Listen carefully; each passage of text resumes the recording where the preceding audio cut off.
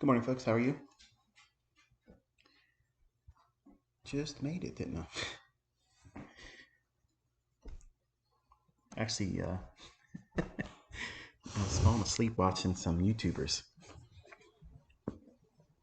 Almost slept through the appointed time here.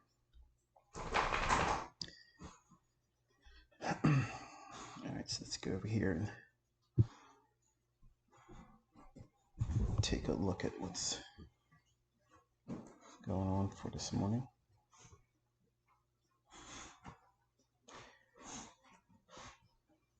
Just doing a double check here so I can hear my audio.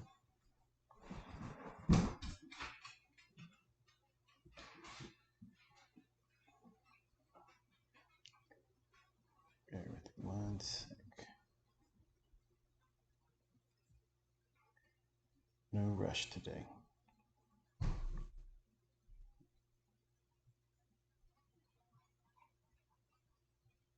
Okay, I can hear the old man. All right, so we are looking at a 15-second chart on the right-hand side and a 1-minute chart on the left. Okay, we just got our opening. And I'm just gonna show you that we have a huge premium gap there. An enormous pool of liquidity up here. Right up in here.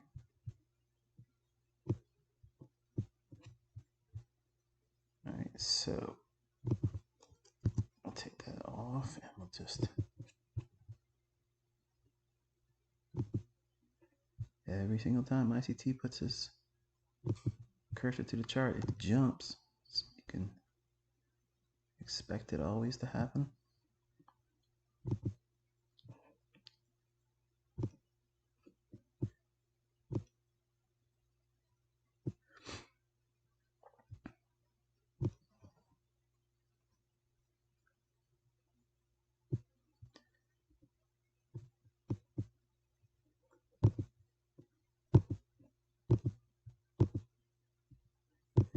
I don't know about you guys, but I'm ready for this weekend. I am ready. It is a holiday weekend, just so you guys know.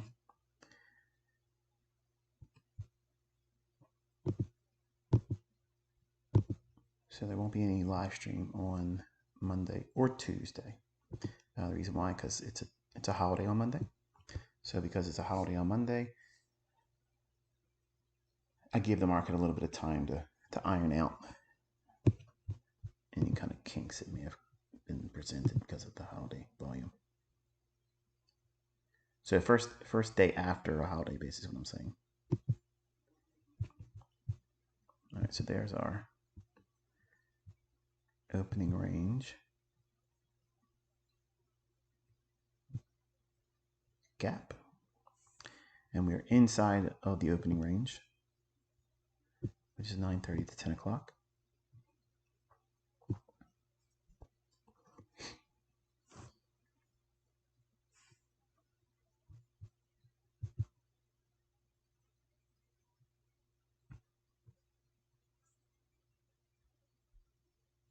So far we're a little wild in here.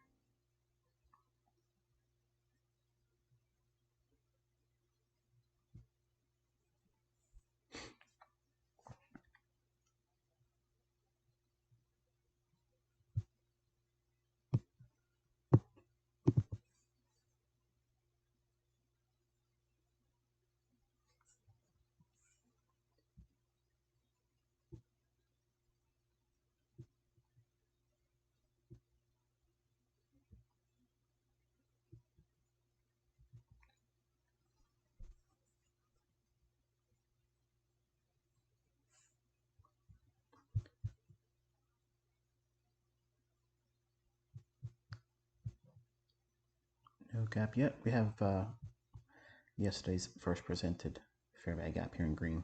I just brought that over. You want to carry them through a 3-day life cycle. After the 3rd day, they're no longer, in my opinion, all that terribly important. They can be used after that, but my interest in them kind of wanes after that. And there's a small little area in here, about to be cool. Lows. So a little bit of sell side resting under there. Too clean.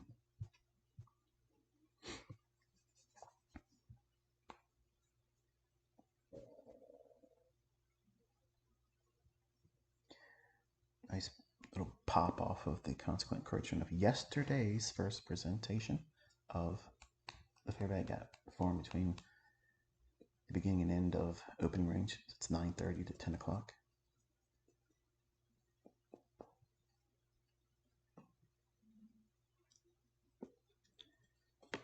I was out there laying in the morning room next to the puppies, and I was watching YouTube videos, and I just dozed off, and I woke up, and I had that moment when you wake up in the morning, you feel like you're late for school, and I'm 52 years old. I still have that feeling. So I guess it's youthfulness at the heart, I guess. So I woke up and look around like, oh no, I'm thinking it's probably like after 10 o'clock or whatever. How embarrassing, I slept through.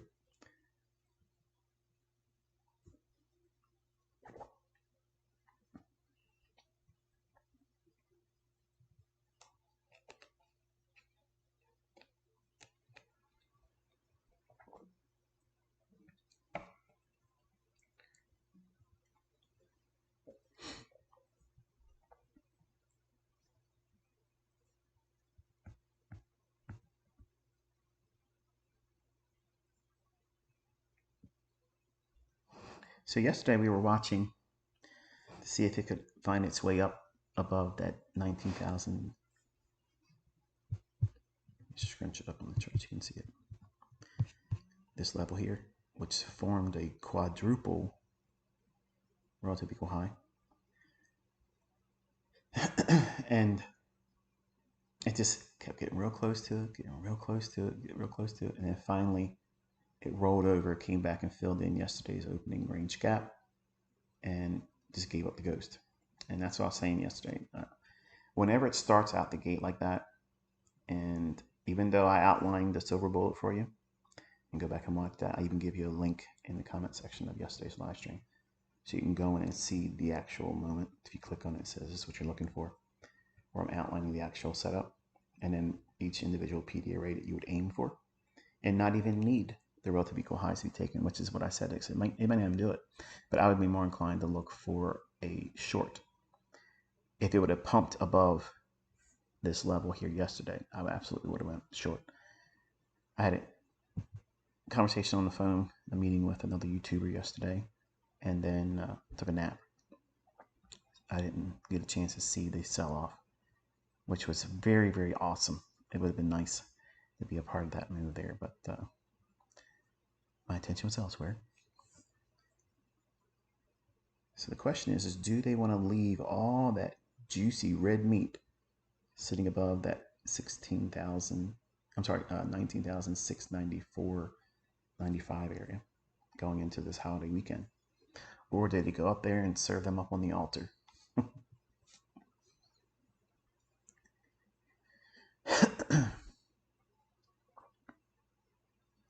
So as you can see, we have no fair value gap formed on the 1 minute chart for today's so far. We haven't had that. But look at that pop right there off of yesterday's first presented fair value gap. Now find that in Wyckoff. Find that in anything else's stuff. I'm reminding you all today, because I'm still seeing it in all the comment sections, ICT's concepts are not his concepts, and they're renamed, repackaged things. Find it. Get $5 million. You want to do expose videos? Expose every PD array, where it came from, where the logic came from, if it ain't mine, if I didn't codify it, where it come from. So these are all tradable. And notice the pop off of the consequent encroachment of that. After this, tapping underneath these relative equal lows and getting to the opening price at 9:30. See that? That right there could be your model. That could be one unique little tiny little thing that you look for. And when you get it, guess what you're doing? You're sitting still. You're not doing anything. You're relaxing. You're going into a long weekend, and everybody else will be sitting here trying to figure out what it's going to do. Trying to pass combines, try to keep their account alive, try to come back from drawdown pay, maybe something to that effect. Look for that one little unicorn setup so they can go on the social media and say, look what I accomplished. Worship me. I'll tell you what, I've been up since probably 4:14, 4:20 something. I woke up, and these puppies just don't want to sleep for whatever reason. They just, they're staying awake. So when they get up, everybody's got to get up. So I just went out in the morning and was watching YouTube. So I'm looking at this here. Extend this over here. This candle where we ran up into the opening price there. See that? The very next candle we traded down to it here. That's an immediate rebalance. And then we had this one here. So it would absolutely need to start finding its giddy up and go if it wants to reach and make a higher high of the day. Because the rules for immediate rebalance are the candle immediately touches. In other words, this candle is the expansion, and that candle prior to it is that the candle's high. This candle opens, trade down to it. That's immediate rebalance. Usually, if it's bullish, it'll do that and then run right up and do it. Maybe sometimes in the same candle or the very next candle. Here, we went down one more time and closed on the body. So it's this candle. It's got to show some giddy up and go. It's got to be like go, go, go. Otherwise, that's problematic.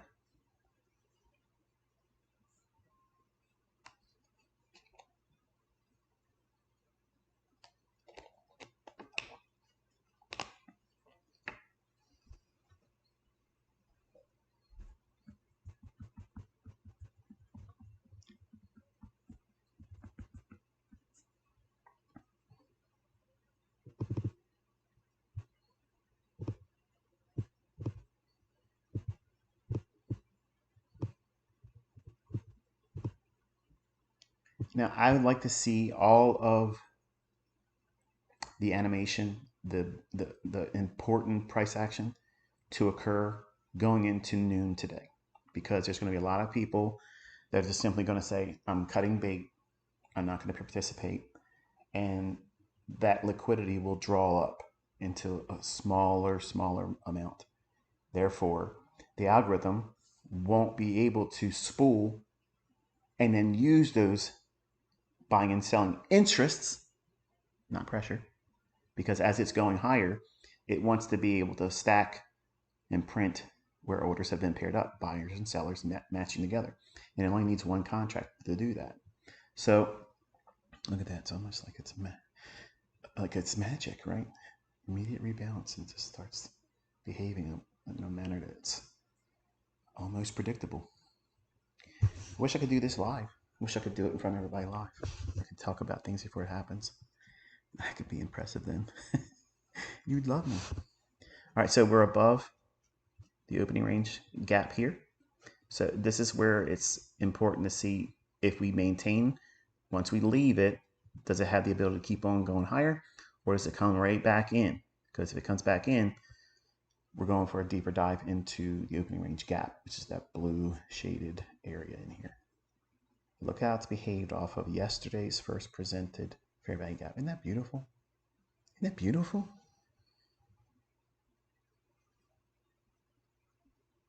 That's the difference. Not drawing it after the fact on market replay.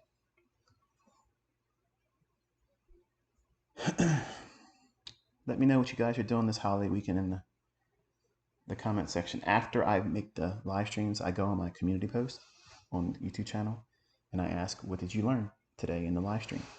And usually some goobers from India will say, you're just rambling like a nonsensical idiot or a nut job. And that's the type of person that's never going to make any money. That's the kind of person that's never going to learn how to do this. And that's the person that I see their comment, I laugh, and I broom them away from the channel. I can never see their comment ever again. I don't entertain morons. So we have short-term sell side, short-term buy side.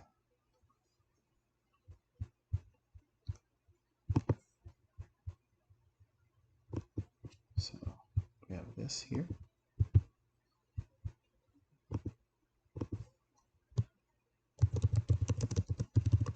On both sides.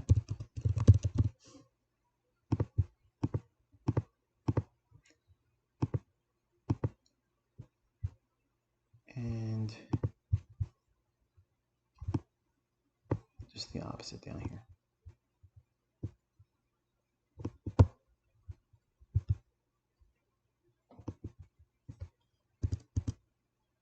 Tanya Trade sent me an email. I hope she doesn't mind me saying this. But she did really, really well using the concepts that I taught you all here in this week about how to take your profits, your partials. And she was able to bank a pretty good payout, or I don't know if it's a payout yet. I guess she just acquired it, right? So I don't know what she's using, if it's prop, if it's her own account. I don't claim to know all that stuff, but she said she did pretty good. So hopefully she'll talk about that in her live stream, which I'll have to watch after the fact because I'm preoccupied here. Now this is normal. Like this is the type of price action you see going into a holiday weekend, where it's just really just muddy, it's disorganized, and I'm sitting here talking, and there's the first presentation right there. So there's your first.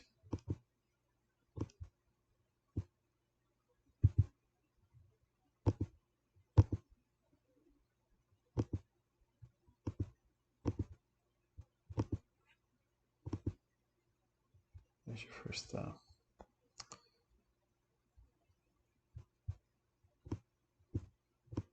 fair value gap for the day. Now we've already just swept above this minor buy side liquidity. So it's important not to get all that excited about it yet. It's got to prove itself. Every new PD array, while we're climbing, or if we drop down, you have to refer to what is it reaching for next? What's it trying to reach to next? Like for instance, we have a new week opening gap, August 18th above us, and we have the new day opening gap below us here. So eyeballing it halfway between that, we're waiting here for event horizon. And that is like this little area in between what people would expect for candlesticks and price charts and such. That range, these are the types of things I can use, not all of them, but these are the types of things I can use when I'm not using a chart, because I have the price points in raw form. So all I'm doing is anticipating it running to those levels, and it's not in the chart until it presents it and books that price. Okay, so we had a nice little drop down into the first fair value gap here. Classic pre-holiday weekend price action. It's almost like it's schizo, like it doesn't know what it wants to do. It's like it's having an anxiety attack itself, right? Like, I don't know what I want to do. Do I want to go here? Do I want to go there? And it's why it's really important just to relax. Calm yourself, NQ. Calm yourself, baby. It's okay. No one's out to get you.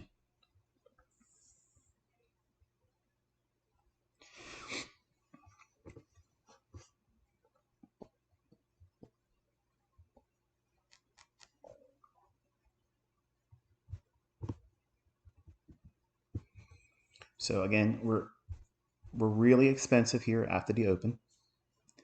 We had an initial drop down into previous day's first fair value gap. That's what this area is down here. And then we rallied, engaged the initial buy side liquidity here, and it's at 930. We pumped above it. We formed our first fair value gap in between 10 o'clock and 9:30. So that's first presented fair value gap. We came back into the opening range, since making the higher high here, back into that first fair value gap. So we want to sit here and monitor how she behaves after doing so.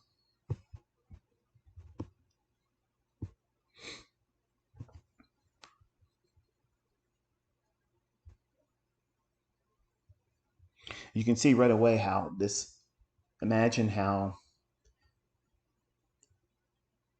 having all these levels on your chart, if you don't know what you're looking for from a narrative stance, like what are you looking for the daily range? What are you looking for the next real draw on liquidity? You're learning how to navigate them because you're going to see how they behave after the fact. You're studying them. Whereas I'm telling you, watch this one as it happens, watch how this is forming, see if it respects this. It's a gradual understanding you're being exposed to. So by having them all on your chart at one time, it just makes it much more confusing if you don't have direction. If you don't have someone that's obviously outlining it, giving you some kind of framework to use around them. Otherwise, it's just a whole bunch of stuff, which gives, obviously the trolls and the people that are lazy or they have something to sell. They'll say, of course, it's going to hit one of these levels. It's going to hit all of them, and it's going to react off all of them too. But what I'm looking for is if it's something that should offer as a premium level, does it repel price lower or keep it from going higher? If it's something that's going to act as a discount, is it able to hold price up, or is it easy for it to smash down through it? And then if you take that information and you couple it with times where there are easy narratives that you're trying to put in motion behind a trade idea, everything comes together and it becomes very easy to engage price, look for things for setups. And you also learn how to see certain things that may be against your underlying bias, underlying premise that you want to operate in for that day. And you'll let those setups go. Just let them pass without no concern for it.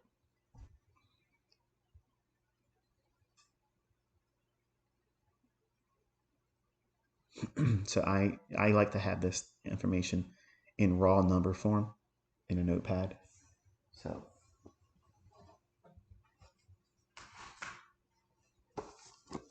you can, all my notes here is what I refer to. And I keep my chart naked. So I'm constantly getting a measurement between what price is doing, what it can do, and I'm looking at the price axis on the chart when it's naked in relationship to where my levels are that I'm watching, which are just simply the levels that I have noted here. Okay, so it's not something that, now if we go above here, we have all this nested new day opening gaps, new week opening gaps, like they're layered in there. So it's going to take a real significant price move to slice through that. And if it does, that is indicative of bullishness. That means it's very, very strong. If it's failed to get up there, if it fails to get there, let's say it that way, or it gets in there and it starts struggling to get through each time, that's not indicative of like a fast market. It's being extremely motivated to get somewhere. So when we're watching how the algorithm's booking price, whenever we have all these clusters, they're always going to act as an initial draw. But once it gets to its lowest threshold, which in this case here is this new week opening gap low on August 18th, like we would want to see at least try to get there and touch that. But if it fails to do that and goes below that low here, that kind of like it's tipping its hand saying, it's really, really difficult for me to be interested in going any higher right now. So therefore I'm going to drop. It's not a lack of buyers and it's not an imbalance in overcoming pressure of sellers. That's nonsensical. So what we're doing is we're measuring the efficiency of price getting to these premium arrays, all of these new day opening gaps and new week opening gaps. And then once it trades to it, does it have the wherewithal, the I guess the pursuit to race to even higher PD arrays? Because in my mind, we have a long weekend coming. And anyone that was able to capitalize and thinks they're short on a really good trade, and they have their stop loss above those four relative equal highs, which is this price level up here, for that to be left intact into the weekend, and then starting next weekend or next week after post holiday volume, it's an easy thing to subscribe to as an attempt to try to trade higher for that express purpose. But I'm flexible in saying that, well, it doesn't need to do it. It doesn't need to do it, but it's something that we can observe, we can study, we can watch and see how price behaves. And we have a very unique opportunity to see it this way because we have a lot of layered PD arrays when it's all clustered up like this in the form of those new day and new week opening gaps. So they can act as very formidable barriers. We just fell short of it right there by a little bit, by a tick or so.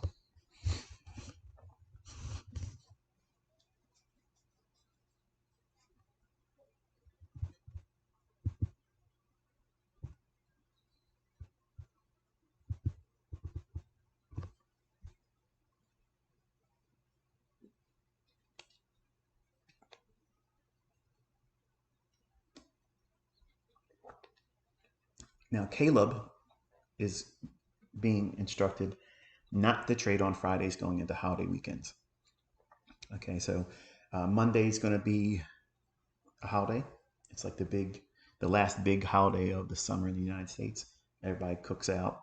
Everybody does their home stuff where they hang out with their friends and family and whatnot. So because that's going to impact trading, even though you may not live in the United States, it will impact what these price engines will do in the marketplace. So you have to be aware of that. So when do you think the high probability trade sets are going to form? You think it's going to be before we get to the last day of the week on a holiday weekend, or the Friday going into the holiday weekend? Clearly, the easier price action is going to be in the first part of the week, right? So you can treat it as kind of like a non-farm payroll week.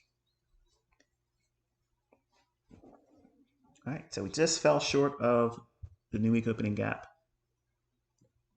low here. Let me scrub it over here so you can see it just fell short of it there, and then went right back down into the range and touched the high of the opening range gap, which is 9:30 open, always in New York local time.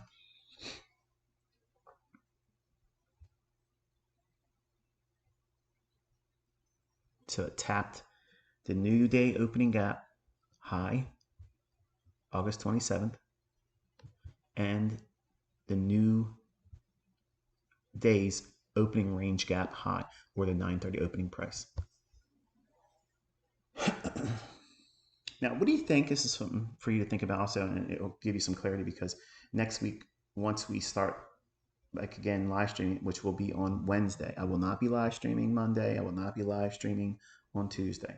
I'll put something up in a pre-recorded lecture on both of those days so that we have something to watch. It won't be like really long like the live streams are, which are important because I'm showing you live price action and I'm commenting on things that are pertinent over the same time that if you were watching and trying to trade these same periods of time, you wouldn't be wanting to trade a 5-minute period of it. In other words, you're trying to ask me to teach you something that is deep, that has a lot of information that's required to kind of give you the understanding you're seeking, but you don't really want to go through the process because you're impatient. Not all of you, but the few of you that complain about, can you make it shorter? No, there's your answer. So go watch someone else or stop leaving these kind of comments because I don't entertain them. What do you think happens? No, Daniel, I haven't started using the Yeti cup you sent me, but again, thank you so much. It has to be washed before I use it. What do you think it is like when you have a market that doesn't have a lot of these layered new week and new day opening gaps in close proximity to where the market's trading? And say it's a little bit more distance between them. What do you think that does for trading for that individual session or that given day or week? Do you think that makes trading a lot easier and cleaner or does it complicate things and make it harder for price to move around? It makes it cleaner, and it allows price runs to have much more elongation and the moves to protract further out. And it's like being on an interstate highway real early in the morning before the 9 to 5ers and the people that work jobs get out there and go in that congestion and traffic jams. So how do you know when it's going to be a hard, struggling consolidation type of market environment where the markets are just real short-lived when they run higher or lower? And it's this. This is what you're seeing when it has all this type of stuff here. When they're real close and it's giving you lots of speed bumps, basically. Okay, it impedes the flow and speed of the algorithm because the algorithm is constantly going to refer back to these if it's within the time frame I'm telling you when to use them. But here's the wonderful thing. When we have conditions like this where it's layered like that and the market just shows no respect whatsoever and it starts going through them or down through them aggressively, it's indicating that it's showing you its hand. It's tipping its hand to you that, hey, look, yeah, these may be here and you should be aware of them, but I'm absolutely in a hurry to get somewhere. So if you know what you're looking for as a draw, or if you know what you're looking for, it's where a setup or something that should materialize as a target, it helps you kind of like mute the natural tendency to see, okay, each one of these things should be respected and it should slow it down. But I don't want to see it slow it down. I don't want to see it slow down because if we can see it trade through them, it's indicating that it's disrespecting them. And that's exactly what I want to see. If I'm bullish or bearish, if I'm bearish, I want to see this counter raise, just get this destroyed and demolished. You want to see it just go through it like a juggernaut, just rip right through them. Because the algorithm's saying, I'm not worrying about these right now. I have somewhere to go. And it usually is indicative of some kind of imbalance below the price or some kind of liquidity pool that they're really going to target that. Okay. And when I say they, I had a guy, like, I don't know if he just started watching my videos, but they are the hand. That's the people that own the algorithm. Okay. You don't see them. They're not on CNBC. You're never going to know their name. You're never going to see their faces. You're never going to meet them. You're never going to get hired by them. Okay. So they are the holders of these price engines. It's their casino. So when I say that the algorithm does things without buying and selling pressure, it's true. But there are times when they will go in and influence them manually. And it'll just totally disregard what you would expect to see. And I can fall victim to that just as well as you can fall victim to that. In other words, what you trust and see in price action, it can just completely go boom, upside down, and you'll see like a FOMC rate announcement type reaction or a non-farm payroll. They're all heavily manually intervened. That's not an absence of buying and selling. That is not an absence of liquidity. That's not an absence of inch. Everybody wants to trade those periods. All of them do. But your brokers, many times, they lift the opportunity for you to get in there. So if they keep you from executing, and they're all doing it at the same time because they don't want to take on that underlying risk where someone can do what you guys are doing with funded account challenges, over leveraging, gambling, and calling it skill. And you can get lucky. Now, what happens when you have the entire world all focused on the same time, an event, expecting it to do what? Move a lot. And you get a chance to over leverage in that. Well, they could be B-booking you. If they're B-booking you, or if they're B-booking the majority of their client base in their brokerage firm, and you can frown on that all you want, but it's the reality of what happens sometimes. They could stand to lose a lot and potentially go broke. But that's probably some of those conspiracy level conversations probably not fit for someone on YouTube. Better suited on a more controlled medium, which I'm actively trying to put together, put it that way. It's not going to be a Twitter space. Alrighty then, let's see.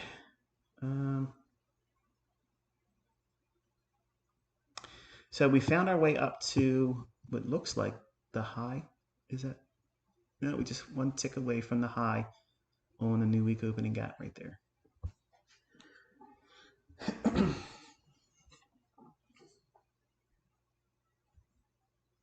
So it takes a lot for me to have all this stuff in my chart because I'm a purist. I like to have things um, clean, and it allows me to kind of like dial in and get in sync with price, especially since I'm only using my laptop here. I'm sitting on my bed, so I don't have all the real estate in front of me. I don't have the advantages of seeing all the other time frames all at the same time. I'm literally just looking at a 1 minute chart and I'm looking at a 15-second chart. And there's no other information I have here except for my notes.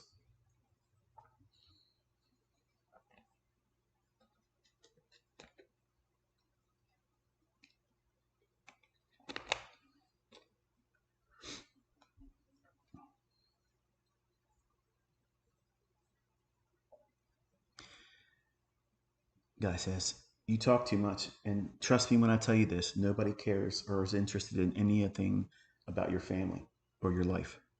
Dude, go kick rocks. Because the guy that you said that to in my comment section, me, I don't care what you think. You're here watching my stuff. I don't even know who you are, and I'm not interested in knowing who you are. I've had more comments about the the past stories and things I had to endure than the things I'm teaching for trading because people can resonate with that because they feel the pressure. So we failed to get just up to that one by one tick. So again, look at the high. So it's 19,626.50. Oops, wrong one. Sorry.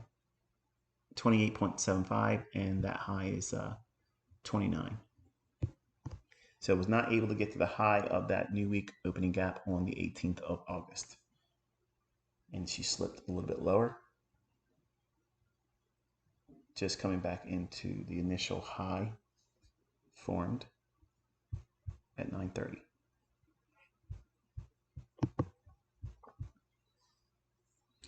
Just relaxing and letting her move around. We're in the 10 o'clock hour, 6 minutes after 10. Reaching back up into that 15-second sell side imbalance, buy side efficiency here. Right there.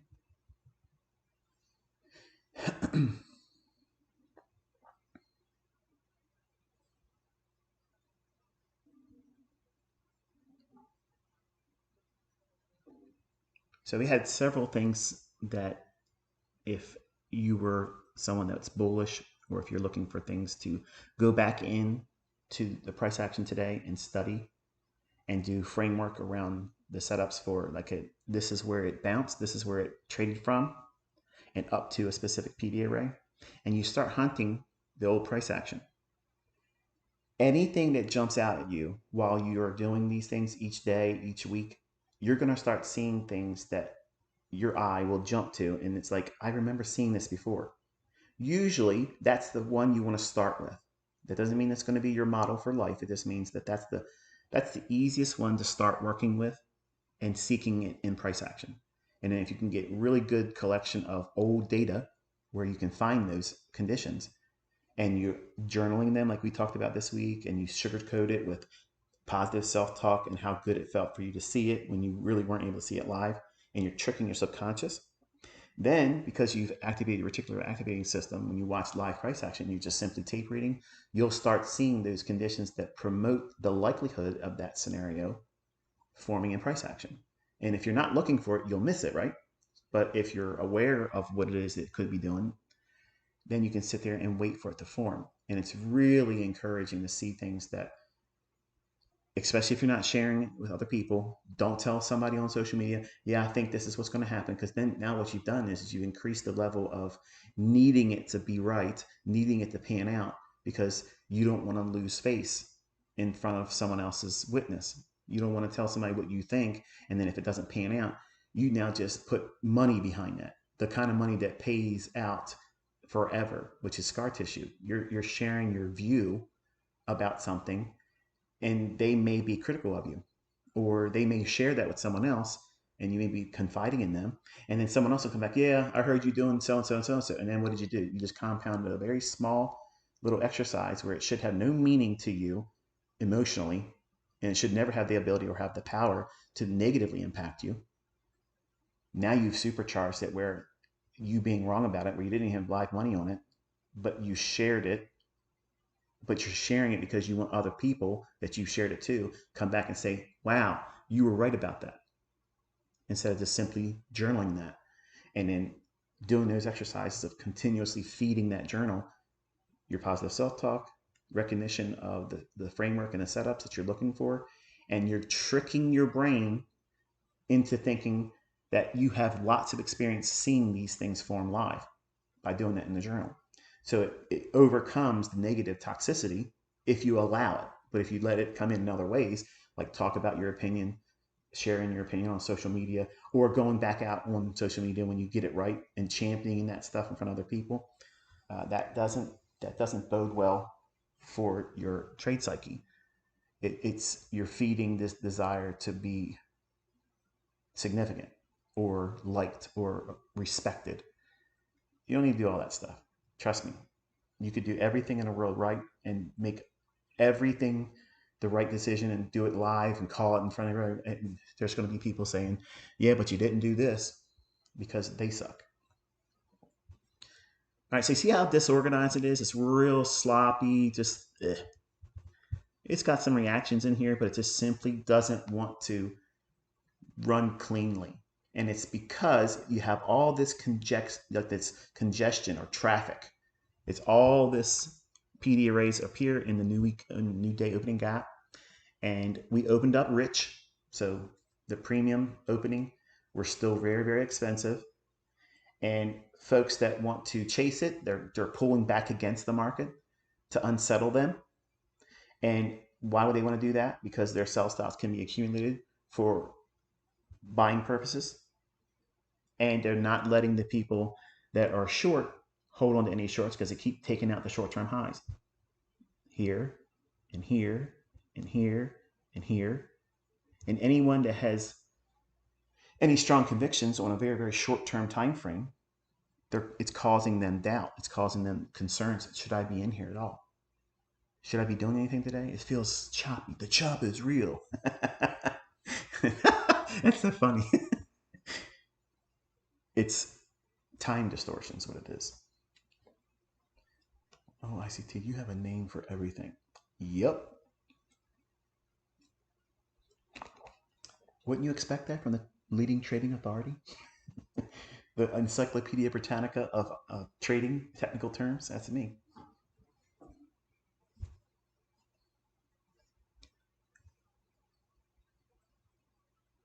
So we had relative equal lows here, and this little fair value gap, and a bullish order block. We've accomplished all of that by running into it here.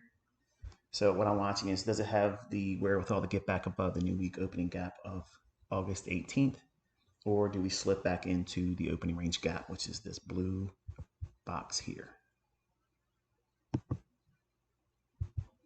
As a reminder, I don't want to be here long today because I don't want to be here long today. That's the reason. It's enough. That's enough reason for it. Okay. I don't owe you any explanations.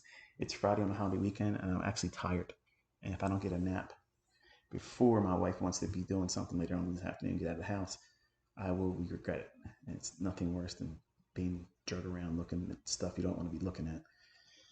And you wear your emotions on your face because you're tired, and your wife says, what's wrong with you? I didn't take a nap. I live streamed too long. I had to keep up with the people's expectations that don't love me. I have to win their love. Oh, that's so fun.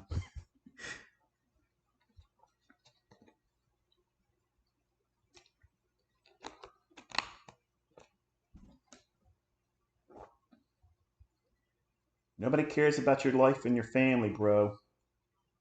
Get to the topic at hand. Get to the point. The point is, only some individuals that watch this information and study it are going to be successful with it. Most don't have the right mindset. And that's what we've been primarily focused on this week. Small little volume imbalance. I'm watching that one in here. See if it has any respect for that, or if it gets below it, then treats it as a premium array.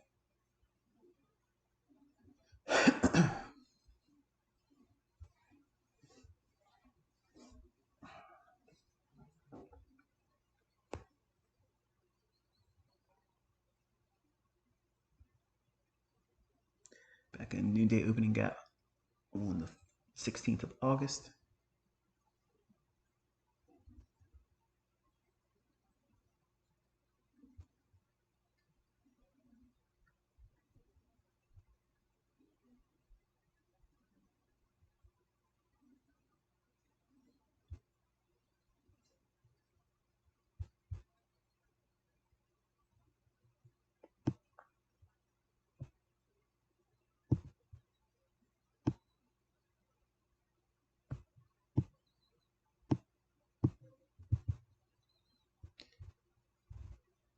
Just trying to get a little bit more real estate to go back through and see what's available for liquidity and any efficiency. And it's probably you're thinking, how can you see it and all that? These 52-year-old eyes, you'd be surprised what they can see.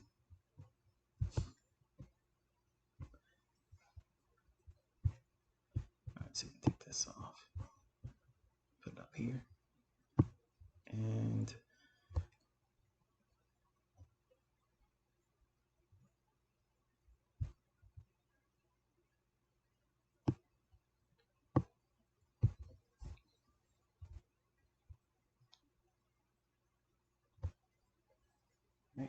so when you have trading conditions like this, okay, you have a holiday, end of week, so it's Friday. There's no trading, obviously, on Saturday and Sunday for us until 6 p.m.'s opening. And I'm not interested in trying to do a lot of acrobatics and a lot of short-term type of trading. Not trying to do a lot of hit and run strategies where buying and selling, buying and selling, buying and selling. If I can't determine where I think it's likely to go into for a daily or 4-hour or 1-hour pool of liquidity or inefficiency, then I won't trade it at all on a day like this going into a holiday. So in this instance, where some people will say, ICT says never trade on Fridays, or ICT will say, or they'll say, ICT says never trade on Monday. But look at what I did today. And that's completely out of context. Okay, it's completely taken out of context. Generally, I like to make money before Friday because Friday can be like the last little bit of a daily candle on it. Let's say if you look at a daily candle and it's a bullish day, usually the open's real close to the low of the day and the close is real high and near the high of the day. So if you're trading on a week that's been bullish, wouldn't it be reasonable to expect that Friday doesn't really do too much in terms of volatility? It probably won't make a higher high on the week. It probably won't have a really, really deep retracement. So it's going to work in probably majority of what Thursday's range was and may not even do much more than its extreme high or low. Or all it does is make just a little bit of a higher high, but doesn't really run any further. So I want to be doing things where I have the largest percentage of probability in my favor that will afford me the luxuries of having all of this range in front of me that I can operate and engage in. But then now if you couple that with what we're seeing here today, where it is a Friday getting ready to go into a long weekend, nobody should be trading heavy on this day because there's a lot of individuals that are not actually engaging at all today. They're not trading. And when I say, who am I talking about? Very deep pockets. Big level traders are not in here doing. They may be managing open positions. I'm not saying that they're not doing that, but they're not looking at this and saying, wow, you know what, man?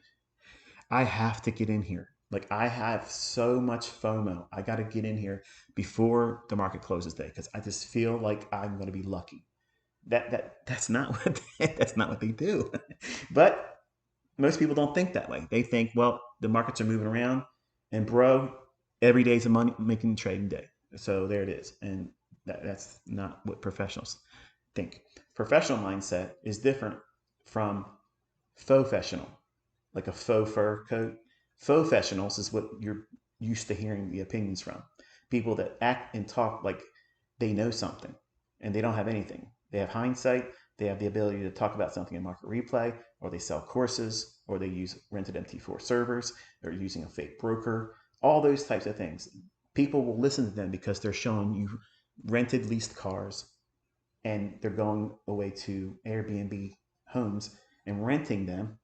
I'm not talking about you, Patrick, so don't get all offended and tore up, because that's not actually what I'm talking about. But I can see how you might be thinking that, or your listeners might be thinking that. But the opinions of folks like that, they have such a huge influence over neophytes, folks that don't know what they're doing. And if you take the logic of how you should behave or manage risk or invite risk into decisions financially, is that sound logic? And I would respectfully submit to you, no. You want to have someone talk to you that tells you where you're likely to get hurt. When is the market likely to give you so much of a struggle to perform? It doesn't matter what type of trading style you use. It's going to be a really challenging market condition.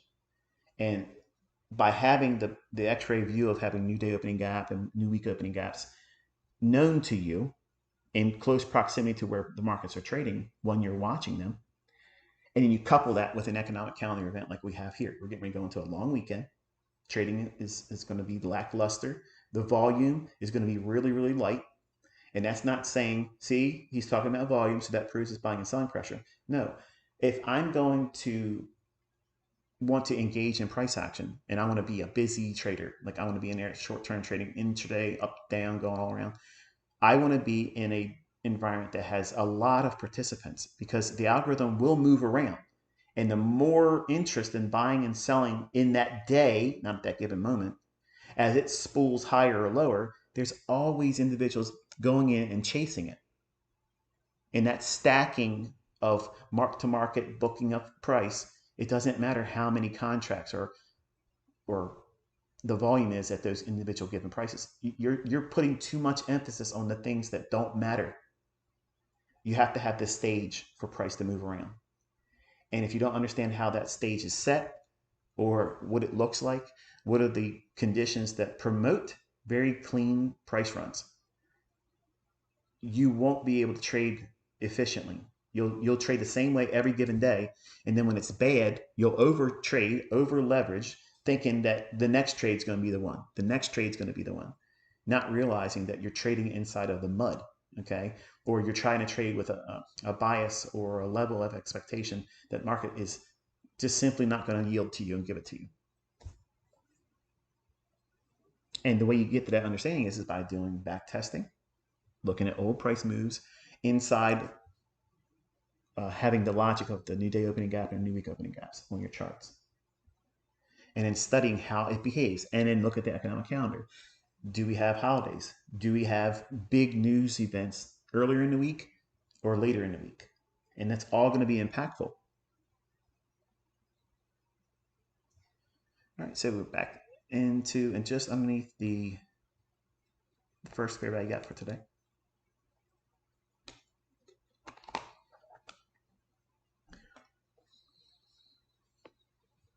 This is actually right here.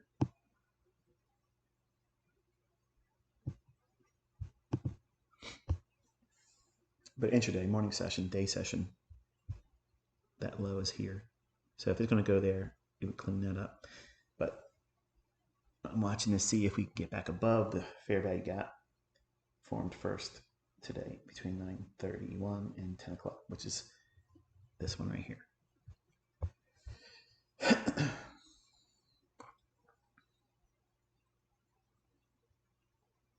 So how do you prevent yourself from going on tilt and pushing, and having a sharp knife, a really good trading model? You honed it, you sharpened it up, back testing, forward testing, demo trading it. So now here you are, you got your sharp edge, you have your knife. You got an edge in the marketplace. How do you dull it and make no money and blow your account? Push real hard in environments where you have all this congestion of new day and new week opening gaps, and it's showing you that it's not trying to do very much beyond them. and look at the trading. It's reaching higher, sure, but it's a lot of reactive retracements, and it just feels like it's schizo. Erratic, let's just say it that way. So it's easier, probably more politically correct term.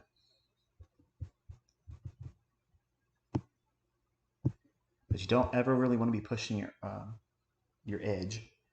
You don't be doing that on Fridays going into long weekends, because the market tends to be a little bit more fickle on these days. Now, there are times in the past where I've expected it to be lackluster, to simply not do much at all. And then all of a sudden it just boom, there's this big rush of price wanting to go somewhere real fast. And it makes it's a really good, fascinating study. And most of the times I'm usually not in those types of moves, because I've already reclined myself to the, hey, I'm not going to do anything that day because it's Friday going into a long weekend, and I might look at price. I might hang out with my private students, look at certain things, or I'll just say, I'm going to do what everybody else with deeper pockets are going to do. They're just going to roll their stops to where it's manageable and just let it go where it's going to go, and simply not worry about what price is doing on a day like today. But because my son's learning, how can he learn these lessons unless I do it over the actual price action and explain the logic, the mindset around that given type of scenario, both technically and from an economic calendar stance. And then we also have the holiday impact. So holidays are absolutely going to be detrimental to you if you don't consider how the lack of volume and interest in pushing a lot of trades into that given session or that given day. You want to be in days where there's no impediment that's going to cause deep pockets, big entities, not everyday traders on Twitter or Facebook or Instagram. That's not what I'm talking about. I'm talking about institutional level order flow coming through. If that's not going to be piped into the marketplace, the days that you're watching price, chances are you're not going to get really clean price action.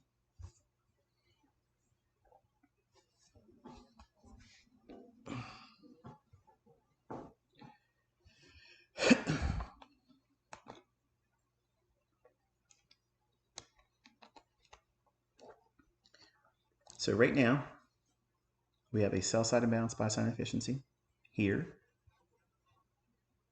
And we have liquidity resting right below here.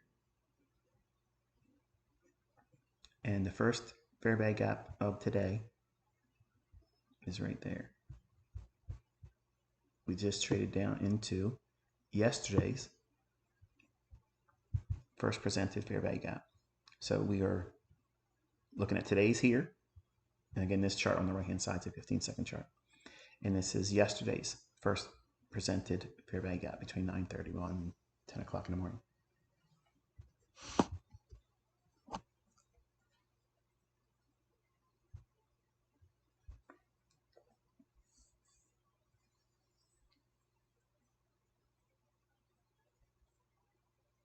Think about how many times that price has engaged the August 18th new week opening gap here with that new day opening gap inside. I mean, go back through, because we're Friday now. When session closes today, sometime on Saturday or sometime on Sunday, really go through your charts and see how many times and at what time of day the market traded into this area here. How did it behave? What type of formations did you see? Was there any price runs that you could have framed a setup on? What did it aim for? What did it do in terms of the time from a fair value gap or a low being taken before it starts running in the opposite direction? How much time did it take for something like that? And how much of a range did it move? And can you frame a logic of how it went to this level that started the run, either going up into it and dropping like his, or when it was above it and dropping down and going back higher? Framing those types of things in your back testing. That's the first beginning point of you finding a limitless supply of setups. I'm going to use an analogy. I know Something probably I've never done that before. I've never used an analogy before. But we're going to go back to the hunter's premise. Okay. Your dad is a hunter. Okay. You're a young boy. He wants to show you the ways of a hunter. So he says, son, get up, get out of bed, get dressed, get your coat and boots on, follow me into the woods.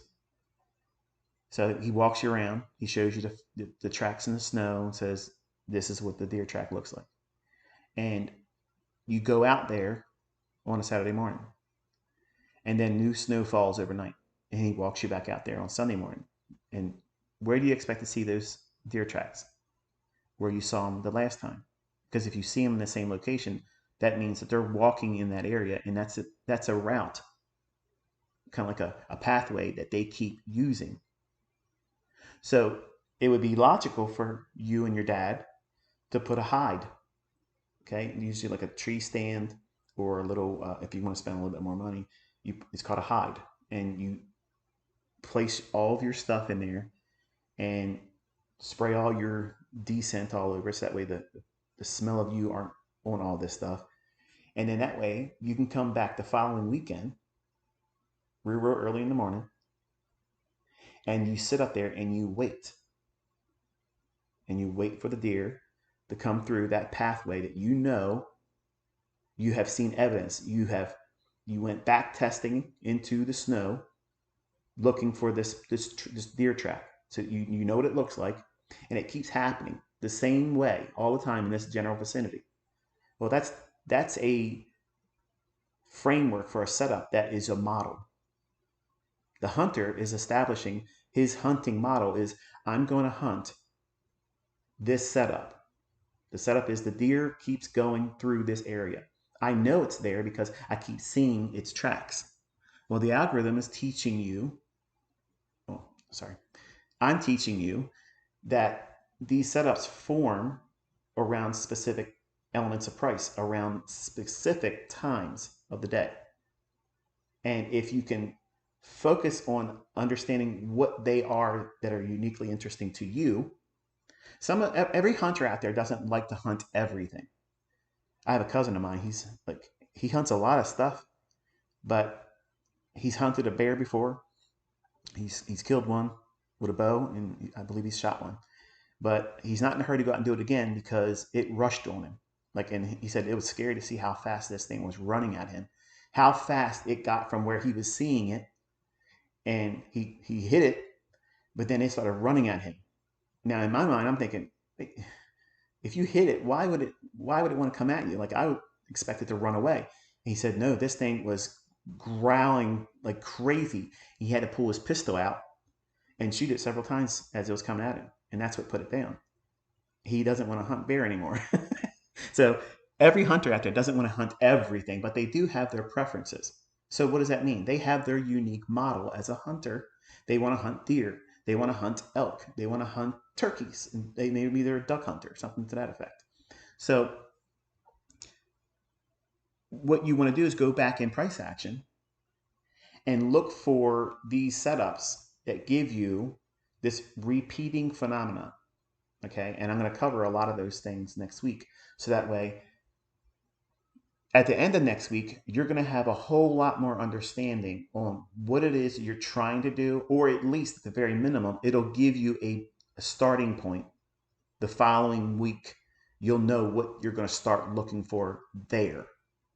Because I'm going to give you a lot of different ways to use higher time frame charts and break down with a market top-down approach, where you can go in and say, this is what I can see happening. And because it's based on the logic that I'm going to teach you next week, you'll be able to have the confidence that you hear me talk with all the time, and my students also. They know their model. And because I have so many different models, and I have the ability to make a new model every single day, because it's based on principles that the algorithm is going to behave a certain way around certain types of events. And it sounds esoteric right now, but I promise you, next week you're going to be like, wow, this isn't complicated. This is really easy. And it'll give you a mindset that it doesn't matter if you miss a move. It doesn't matter if you have hardship and you go into a little bit of a tailspin, you lose some today or tomorrow, or you lost some money this week trying to do something. and you realize that you weren't ready to do that, or you just did it wrong and you're probably beating yourself up about it. Okay, just relax, because when you're a neophyte and you don't know really what you're looking for, and you're mostly reacting, or you're following the opinions of a live streamer, or you're following signals in a Discord channel or a Telegram channel, or you're part of a Facebook group, or you're part of something, okay, and you're not the catalyst that gives you the setup, you're just reacting. You're like a poor person with a pan holding out saying, please feed me. I don't want any of my students like that. I want you being able to go out and get your own food and have more than enough to take care of you, your household, and maybe a friend or two. And over time, be able to bless even more people. But you have to have some kind of logic, right? That says, I know I'm going to get a setup this time, this day, and I know it's going to form like this. That gives you what? It gives you confidence, because you're leaning on the logic that there is an algorithm. If you doubt there's an algorithm next week, you're going to have a real hard time sleeping at night if you think you want to take the opposing side of that argument, because there is an algorithm, and you'll be able to see these setups coming way in advance. And what the higher form of understanding will be is that you know when they're going to form before the calendar day gets there. Think about that. Think about that and contrast that with everything you see in retail trading. In retail trading, they have to wait until an indicator flashes something on the screen. It has to compress and calculate old price moves and number crunch, and it gives you some kind of an output. And that output is the catalyst. It's the triggering mechanism for you to determine whether you need to be buying or selling. I'm light years ahead of all that stuff. I'm looking for setups on days that aren't even in this month's calendar. And it's not always the economic calendar, but those are the ones I can easily communicate to students, which is why it's important for you to know the economic calendar. You should always, on the weekend, look at the next month to come. Where's the heavy hitters? Where's the medium impact and the high impact news drivers? When are the days that doesn't have any news before the high impact news drivers? Because those days that don't have news, and there's a big heavy impact news driver later in the week, like FOMC, something like that. See, the public thinks the casinos open on that day. The casinos open on non-farm payroll Friday. But the professional, not the faux-fessional, the faux-fessional are the gurus, the wannabe mentors, the people out there that are trying to play influencers, and they're not really making any money, and they're not doing anything that technically is sound. They're just gambling. They will be expecting to trade heavily on those days. And yes, I teach that my students can trade those days after the initial shockwave of whatever that news impact driver is, but not before, and hold no opinions going into them. So you have to, that way you're very flexible. You're liquid when you go into the marketplace. You're gonna take the information that is given to you initially, and usually on those impact news drivers, the first run is the fake one. So we let the suckers like P.T. Barnum, we let them come in, get altered states when they get wrecked. Okay, and what they've done and made a mistake is trying to be the first mouse to get the cheese. You just walk up gingerly after the trap is snapped and that first mouse is dead. You just casually walk over there and pick up the cheese and just go about your business. That's how I teach my students to trade. That's how I look at the marketplace. I want someone to go in there and get wrecked first. And there are times, as I'll teach you next week, how you can anticipate that event happening before it even forms in price action. You'll know where the setups form. I'm promising you, next week, you're going to learn how to anticipate setups, where and how they form. So that means you have opportunities. And when you see how you're able to find them, and I'll give you schools of thought that way, it's not just one or two of them. Like if you've studied my core content lectures on this YouTube channel, the 2016, 2017 lecture notes, all through that stuff, okay? If you go through that, and you also look at month 4's content, and that's month 4 core content, it should say 2016 month 4 core content or something to that effect. I don't remember exactly what it was, but that's the month I introduced the initial PD array matrix, where these are the PD arrays that you're going to look for. All you have to do is come to the conclusion of which one you're going to use, which one makes most sense to you. Okay, and that would be something all of you should do this weekend, is watch that month 4 content. It's about 8 videos. They're not very long. You can go through them over tonight, Saturday, and Sunday, and then relax. Come into Wednesday's next live stream next week, because I'm not live streaming on Monday. I'm not live streaming on Tuesday. And any video I put up on Monday and Tuesday, I promise it'll be short, probably like 15 minutes, because I want you to try to absorb what I put out this week, because I covered a lot of important salient things to help you overcome the natural tendencies that traders and developing traders go through and never get past and or beyond, because they just can't do it. They allow their personal baggage, their problems, their character flaws to unsettle them or hold them back. So we did a lot of psychological discussions this week, which are pertinent and are useful. Not if you're someone that's just trying to get in here and try to push a button. You know, those type of people, they're going to be bums the rest of their life. That's their mentality about everything. They expect it to be given to them for free and easy and fast, and they should be able to learn right away first time you talk about it. And that's just a myopic, an idiot. It's an idiot. It's what it is. And you can't train idiots. I can't teach an idiot. I can't fix stupid. So the folks that have gone through, and there's a lot of the feedback that was saying, hey, you're talking about me right now. Like, you're describing me this week. And it was comforting for them to hear me talk about these things, because it helps them see that, yeah, these are things that are not just happening in your head. You're not the only one that's ever experienced those things. And I've shared many things open and candidly. See how we're using the new day opening gap low on the 27th here, and then the high of it, and then the new day opening gap here. I mean, think about it. Look over here. What support resistance level you see over there? None. But look how it's respecting that. It gives you an X-ray view of what price should be doing. And then if you think back how when I was on baby pips and I was showing you trade examples and I was recording myself trading, and all the years I was on Twitter and recording trade executions and putting songs behind them, this is the information that you don't see. I wasn't trying to share it with anybody. And it was fun. It was entertaining for me. Before I even did mentorships, like in 2016, the comments were always entertaining. Like, how is he able to see? Like, well, what is he seeing? These are just some of them. I have lots of other tools. I have lots of other things that I'm not going to teach all that stuff. But look at what you can accomplish with just having this information on there. It gives you structure. It gives you a way of determining what price could be influenced by. And it's not retail level anything.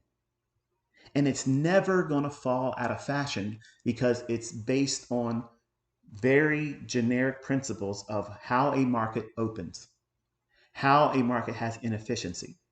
If there's an inefficiency, if you're deficient, okay, in vitamin C, you're going to get sick. You're going to be weak. You're going to be more susceptible to getting diseases and illnesses. So if you fortify your body with vitamin C supplements, and your diet is enriched with having grapefruit, orange, things of that nature, and anything citrus, that will boost your vitamin C level. So therefore your immune system will be strengthened and increased, and you'll be able to stave off diseases and or illnesses.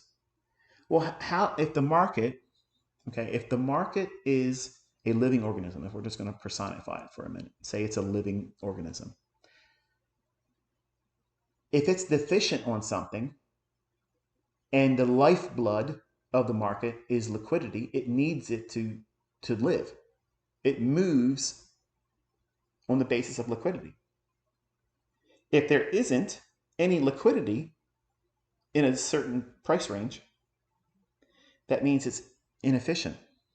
And it can do things like lure, engineer,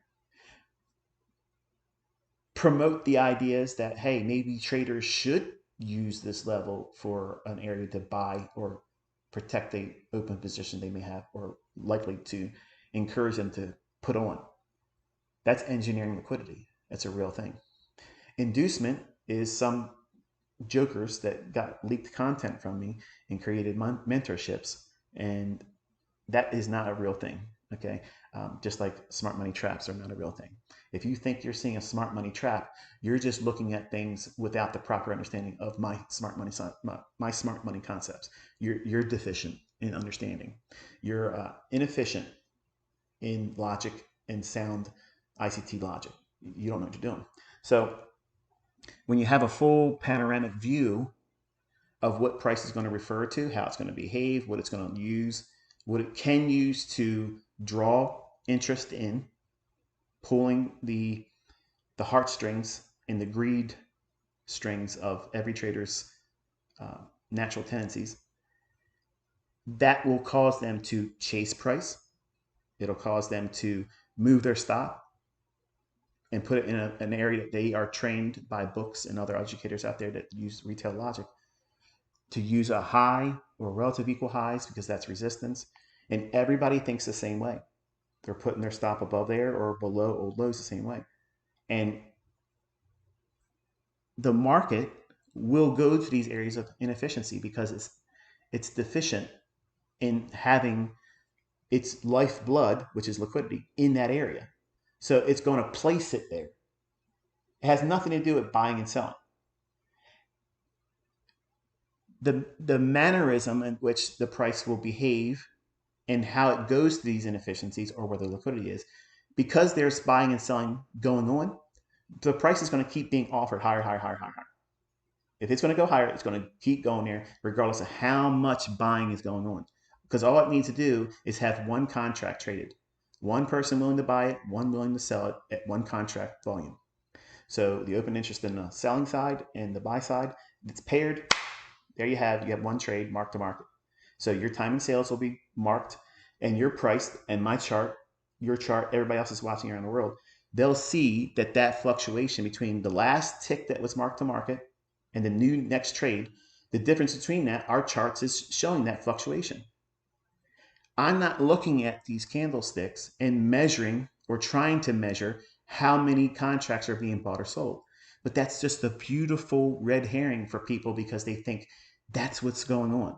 And it's not. The market's just simply going to go to a level that you don't understand the mechanics or why it needs to go there. But it's for the express purposes of providing liquidity and or patchwork. Because I've already spilled the beans this week. They're putting in a little bit of a patch where there's been no real efficient delivery of price.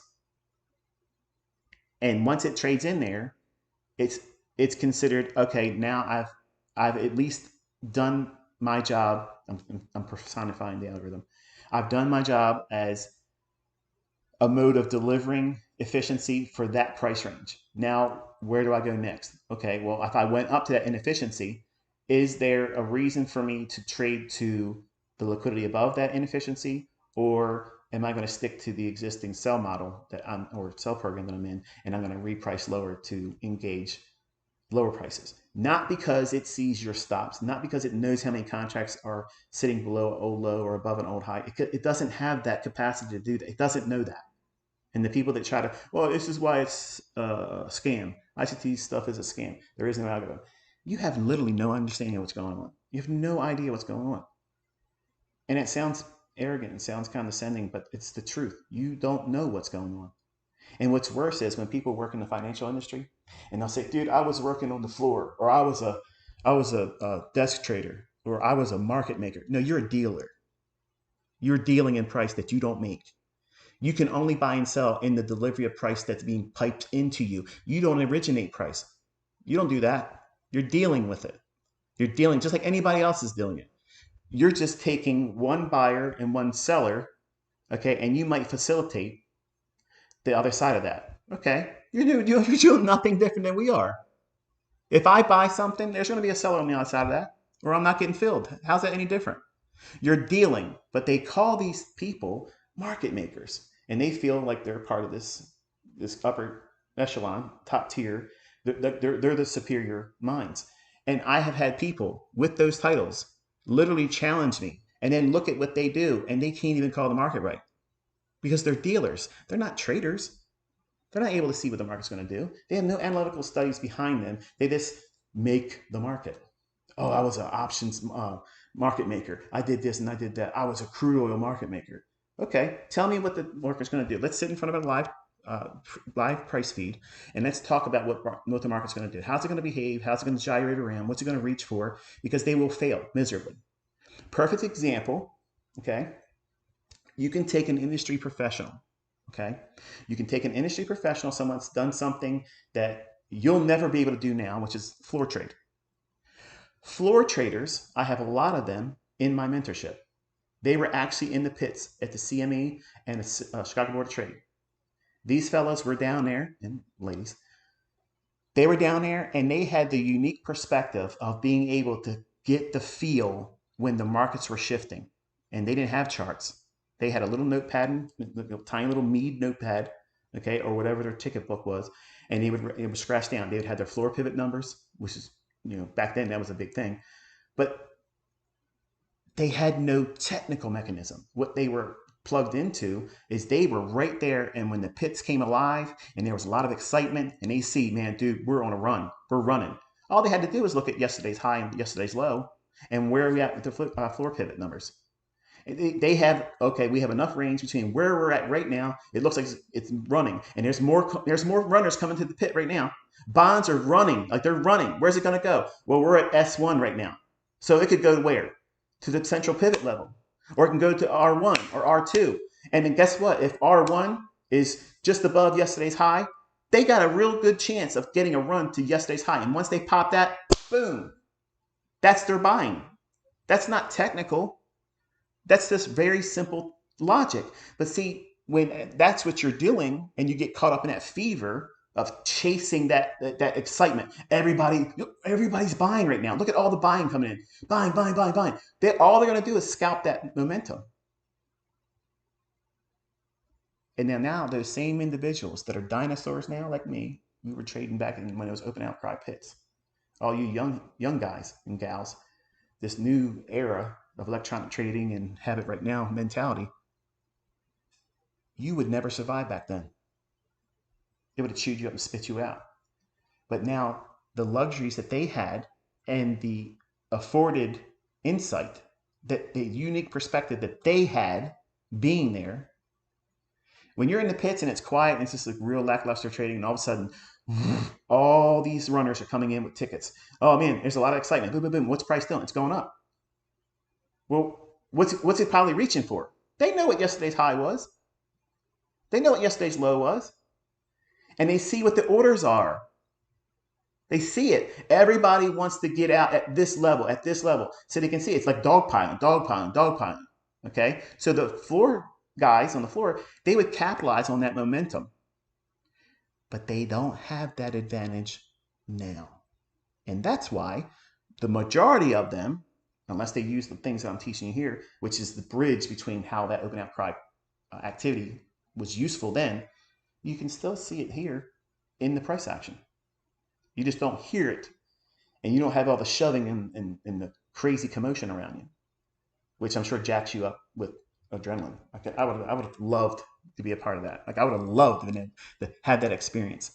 But that's why most floor traders suck. If you're one of them listening, okay, and I'm sure I have some of them that are listening, and there's people like Top Step guys.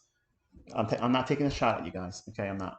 I love the fact that you're out there doing what you're doing, but I think if you were honest, you would tell the stories that were very similar and in line with what I'm saying here. It's a hard bridge to cross from being in the pits, having that advantage of getting the feel for what the market's doing. Like you're literally holding your finger on the pulse of the marketplace if you're down in the pits. Like you have the first feel of when things are happening. And people like myself, where we had charts or quote treks, we really are like behind.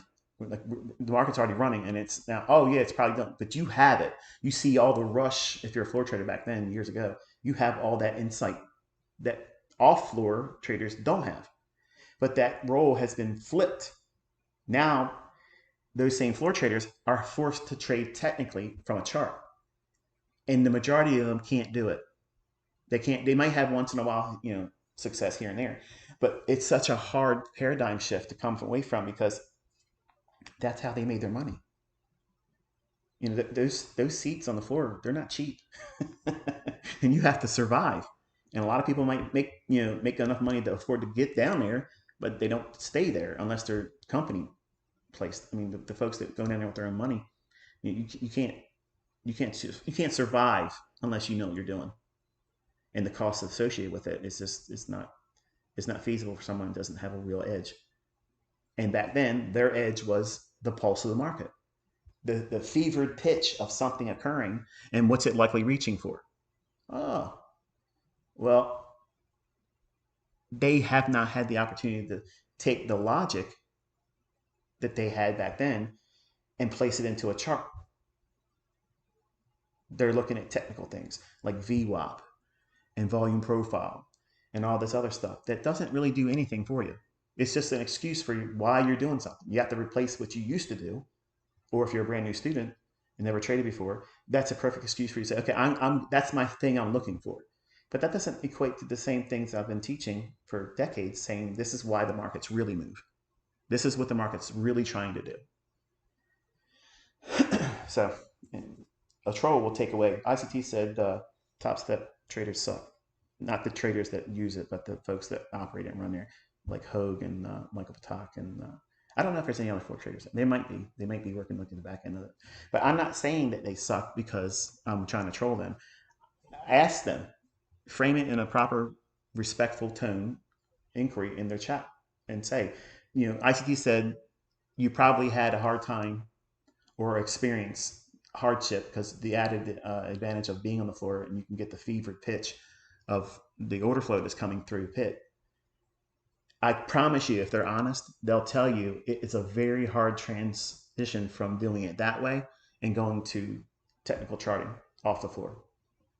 And the things that they had as an advantage there that we would never be able to have, it's not afforded to them anymore. So they're forced to look at things with a different perspective. And because they have nothing else to go on except for, now I got to look at a chart. So what's popular right now? VWAP, volume profile, those types of things. And none of that stuff, in my opinion, doesn't really hold water. They're just excuses like anything else would be to get into a trade. All right, so we've had all this jaggedness here on the upside. And we're going into 11 o'clock. There's lots of sell side sitting right under here. So it should dive under that. So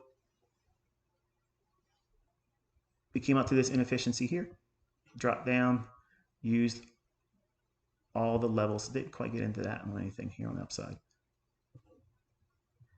But look at this day right now. Take a screenshot of what you have on your chart, not mine, your screen, with all of the data that's over here. Is that a day you want to be trading?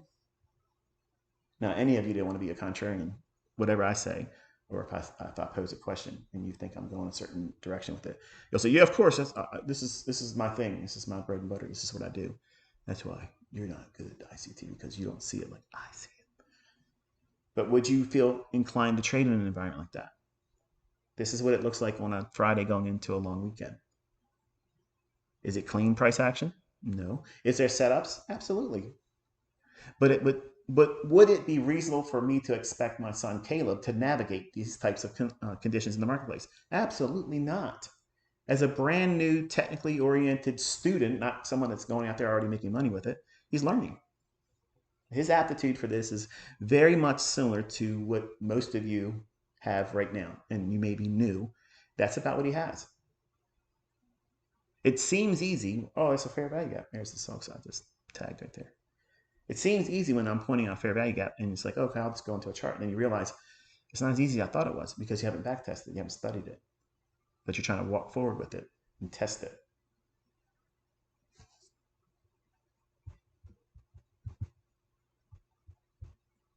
Mid gap is, see that little dot right there.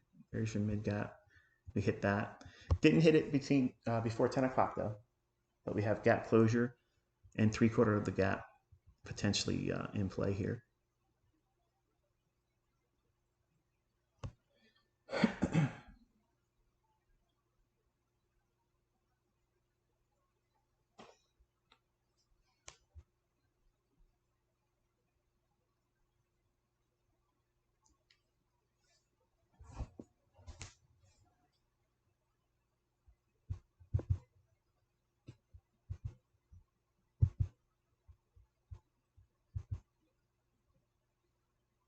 See if we can roll over here and dig down one more time in that Tuesday's low.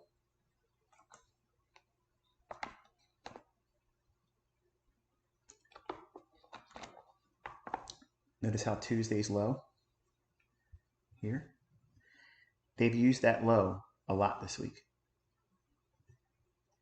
It's also in the lower end of the opening range gap.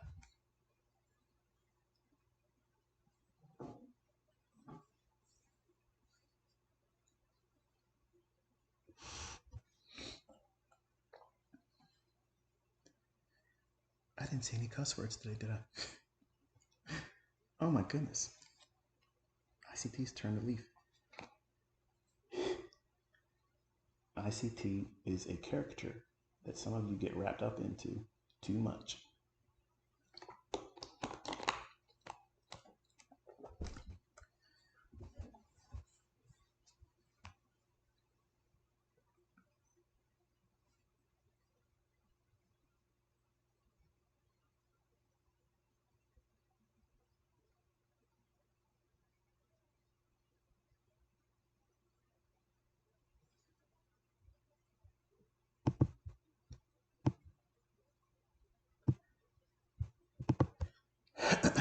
Coming back up into an old inefficiency. I just carried it over into today.